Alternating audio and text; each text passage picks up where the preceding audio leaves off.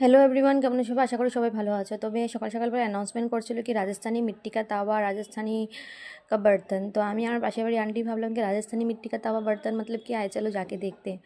তো আমরা চলে গেলাম, যেতে যেতে দেখছি পূজাও চলে যাচ্ছে। পূজা আমাদের আগে গেছে আর কি। তো পূজা আগে গিয়ে পূজা আগে ডেমোটাকে দেখে নিচ্ছে, তারপরে আমরা গেলাম। তো দেখছি যে ও নিয়ে নিয়েছে। ও বলছিল যে রাজস্থাनी मिट्टी का तावा 50 रुপিস, তারপরে দিয়ে একটা হান্ডিও ছিল, ওটা 800 সামথিং বলছিল। তো আমরা বললাম কি না, বর্তমান তাওয়াটাই নিই, কেন কি মিট্টির জিনিস তো ভরসা করা যায় না আজকাল, তো মানুষ থেকে ভরসা করবো, একবার জিনিসটা ট্রেন করার জন্য নিলাম আর কি। তারপরে দিয়ে পূজা তো নিয়ে নিল। পূজা একদম ভালো করে মানে কমিউনিকেশন করার পরে সে मिट्टी का तावाটা নিল। ও বলছে अभी तो नहीं बनाएगा, कल को जाके बनाएगा। তো আমি বললাম तुम बना के बुलाओ हमको खाने के लिए भी।